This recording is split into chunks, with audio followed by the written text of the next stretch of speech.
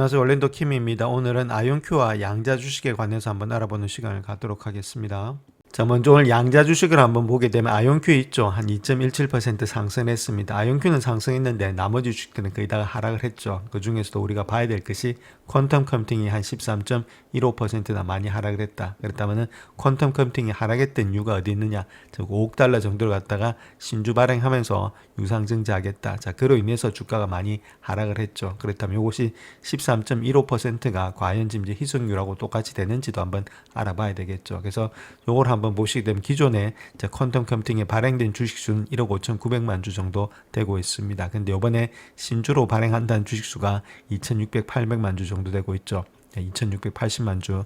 자, 그런 가운데 있기 때문에 그걸 갖다가 5억 달러 정도로 발행한다 했으니까 여기다가 5억 달러를 나눠주게 되면 주당 한 18달러 정도로 일단 발행을 한다. 그 뜻을 담고 있습니다. 그래서 우리가 희석률을 한번 구해볼 것 같으면 희석률은 지금 이제 신주 발행 주식수 있죠. 자, 그걸 갖다 분자로 놓고 분모로 놓고 자, 그 다음에 요거하고 신주 발행하고 기존 발행 요 두 가지를 다 더해주게 되면은 1억 8,600만 주 정도 나오고 있습니다. 그래서 요거하고 요걸 나눠주게 되면은 희석률은 14.38%가 나오고 있죠. 자, 그렇다면 이거하고 13.15%하고 똑같죠. 거의 비슷하게 하락했던 이유가 아무래도 신주를 발행하기 때문에 이 발행 주식수가 늘어남으로 인해서 이거하고 똑같이 이만큼의 하락이 있었다. 자, 이렇게 보시면 되겠죠. 그래서 정상적인 거다 이렇게 보시면 됩니다. 그래서 아무래도 주식수를 많이 발행하니까 그에 따라서 이 정도는 하락을 해야 되겠죠. 이 정도 희석률이 있으니까 똑같이 한 14% 정도가 하락하면서 하락했던 이유는 결국은 일단 신주를 발행했기 때문이다.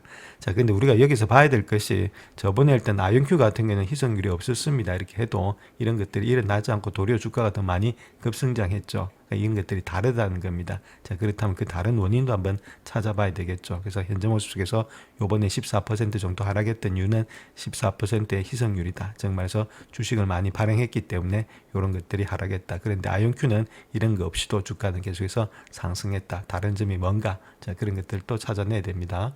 자, 다음은 퀀텀 컴퓨팅의 대차 대조표로 들어와서 밸런스시트를 보시게 되면 거기서 에셋 부분에서 커런 에셋 있죠. 에셋에서 커런 에셋 유동자산에서 캐시 앤 캐시 이퀴벌런트죠. 현금이 현금 등가물 이것이 34만 8천이 있습니다. 이걸 이야기하는 이유는 지금 현재 유상증자에서 왜 유상증자를 하느냐. 자, 그걸 알아봐야 되겠죠. 즉 돈이 필요해서 하는 건지 아니면 일단 지금 이런 것들 또 M&A를 하기 위해서 하는 건지 아니면 운전자분이 필요해서 하는 건지 자, 그런 것들 알아봐야 되겠죠. 근데 돈은 상당히 저번보다도 많이 늘어났다는 겁니다. 그래서 돈에 대해서는 크게 문제가 없겠죠. 자, 그렇다면 우리가 여기에 대해서 지금 캐시 런웨이를 한번 구해 보겠습니다. 자, 그래서 캐시 런웨이를 구하는 이유는 활주로라는 말입니다. 활주로라는 말은 비행기가 이렇게 위해서 떠나갈 때 그때까지 기간이 있어야 되겠죠. 즉 말해서 자금이 어느 정도 확보가 돼야만이 비행기가 날아갈 수 있다는 겁니다. 회사가 날아가기 위해서는 현금이 어느 정도 있어야 되는데 현금이 어느 정도 있는지 자, 그 기간을 이야기하는 것을 캐시 런웨이라 이렇게 부르면 되는데 자, 여기서 우리가 봐야 될 것이 요거 일단 지금 이제 3개월이죠.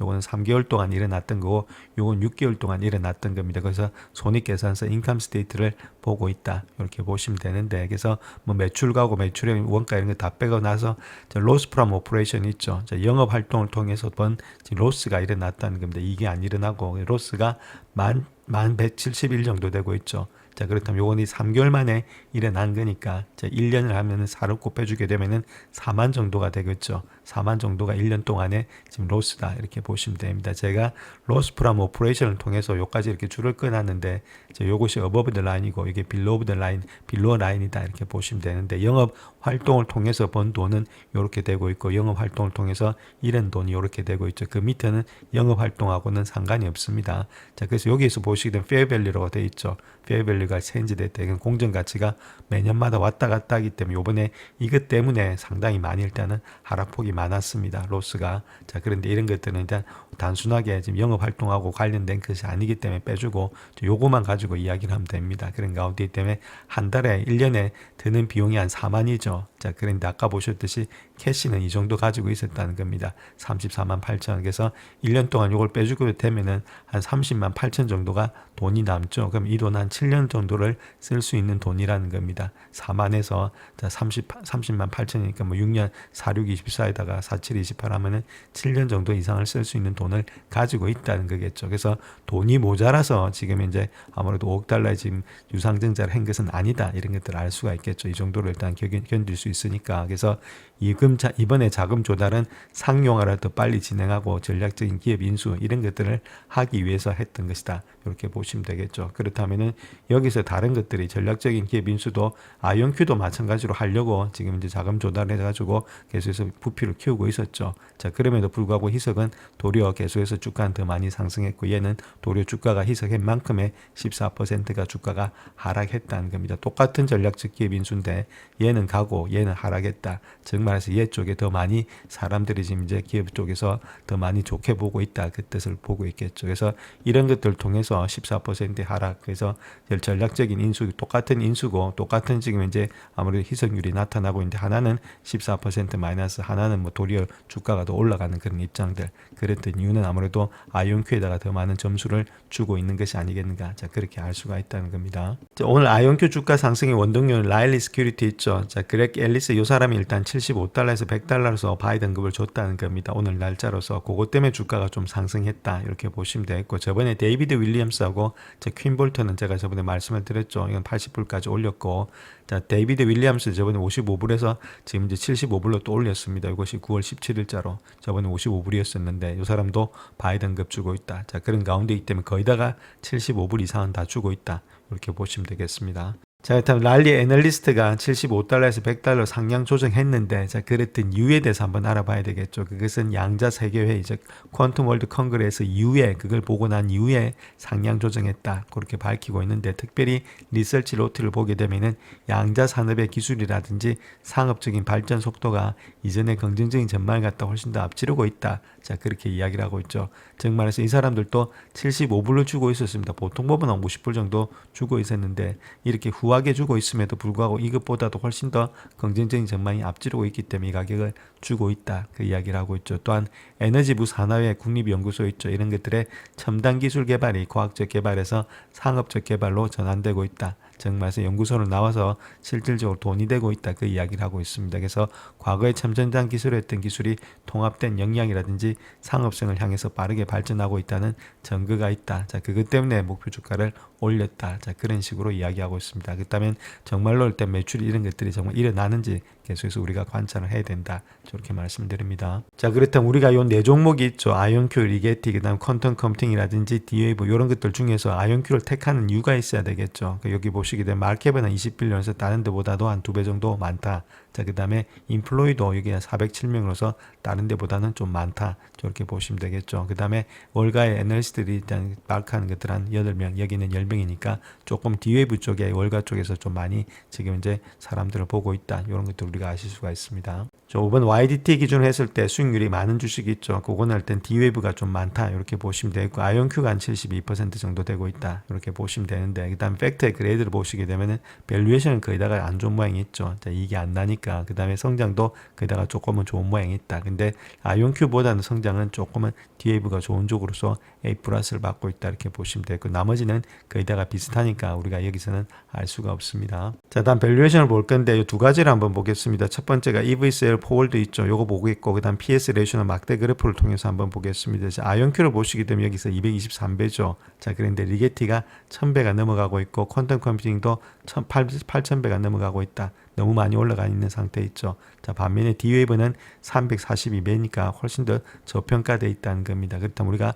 아이온큐처럼 저평가되어 있는 곳에 우리가 투자를 해야 되겠죠. 자, 이런 식으로 일단 투자하는 것이 바람직하다. 그래서 지금 밸류에이션이 적은 것은 아이온큐가 다른 종목에 비해서 적다. 이렇게 말씀을 드립니다. 자, 다음 밸류에이션 한번 보겠습니다. PS 레이쇼 있죠. 자, 그걸 지금 현재가를 한번 보시게 되면 이제 퀀텀 컴퓨팅 있죠. 제일 꼭대기에 있는 거 3,800배나 받고 있습니다.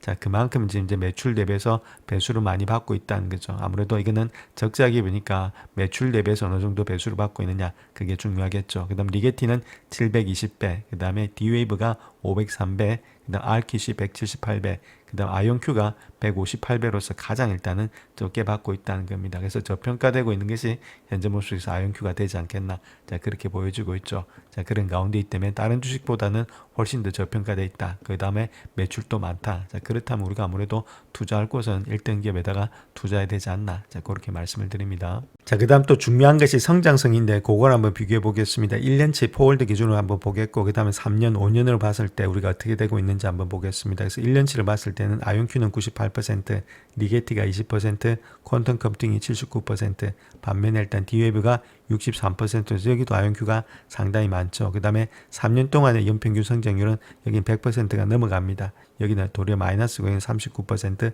48%. 자, 그러니까 성장성도 지금 이제 가장 높은 것이 아이온큐가 되겠죠. 또 5년 동안의 성장률이 192% 이게 나오지도 않죠, 있죠. 자, 그런 가운데 있기 때문에 성장성, 밸류에이션 이런 모든 것들이 지금 아이온큐가 훨씬 더 타 종목보다는 앞서가고 있다는 겁니다. 그렇다면 우리가 여기다가 투자를 하는 것이 바람직하지 않나 그렇게 보여집니다. 자, 다음 매출을 비교해 보더라도 2025년도에도 아이온큐가 가장 많죠. 91밀리언 정도 되고 있고, 그 다음에 2027년도도 마찬가지입니다. 상당히 많고, 2028년도, 9년도로 갈수록 마찬가지로 아이온큐가 계속해서 매출의 증가가 나타나고 있다. 그래서 매출이 높은 회사들, 아무래도 이런 회사들이 아무래도 이익이 많이 남겠죠. 캐파가 커야만이. 자, 그런 가운데 있다면 이런 회사들을 우리가 택해야 되지 않나. 자, 그렇게 말씀을 드리겠습니다. 자, 그 다음 또 알타만 지스코 한번 보겠습니다. 요거 자체는 3 미만으로 가면은 좀 부도 가능성이 많이 있다. 이렇게 보시면 되는데, 옛날에 일단 디웨이브 자체가 상당히 부도 가능성이 많았습니다. 근데 일단 캐시가 많이 들어오면서 좀 좋아졌다. 그럼에도 불구하고 한 5.81 되고 있고, 아이온큐는 뭐 18.69니까 상당히 많죠. 그러니까 부도 날 염려가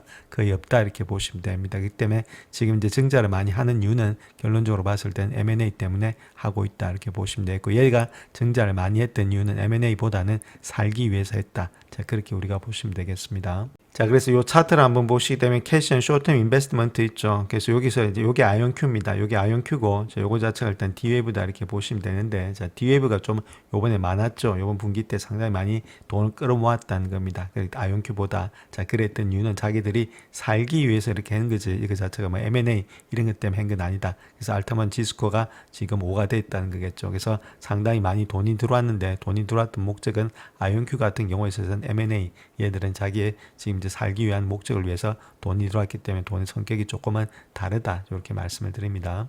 자, 그 다음에 오너십에 대해서 한번 보겠습니다. 오너십에서 인스티튜셔널 있죠. 요거는 일단 기간 자금이 얼마만큼 들어오느냐 그 이야기하고 있는데, 아이온큐 같은 경우는 44%고, 지금 현재 D웨이브 같은 경우는 48%죠. 좀 D웨이브가 좀 많은데, 요번에 아무래도 아이온큐 쪽에 좀 많이, 기간 쪽에서 자금이 많이 들어오지 않겠는가. 자, 그렇게 할 때 주가 좀 많이 뛸 수가 있다. 이렇게 보시면 되겠죠. 그래서 우리가 객관적으로 봤을 때 성장성, 그 다음에 여러 가지 밸류에이션, 그 다음 매출, 이런 것들 모두 다가 아이온큐가 훨씬 더 유리하기 때문에 이쪽에다 투자하는 것이 확실하지 않겠나. 자, 1등주에다 투자하는 것들. 그 다음에 이 모든 것들은 아직까지는 적자 기업입니다. 그런 가운데 때문에 꿈을 먹고 사는 주식이기 때문에 꿈을 먹고 사는 주식은 등락이 심합니다. 자, 그런 가운데 너무 많은 내 자금에 너무 많은 돈을 투자하지 마시고 일부만 투자하시면서 계속해서 회사를 관찰하시고 1등주에다가 투자하시면서 들고 가는 전략이 훨씬 더 바람직하지 않겠나. 자, 그렇게 보여집니다.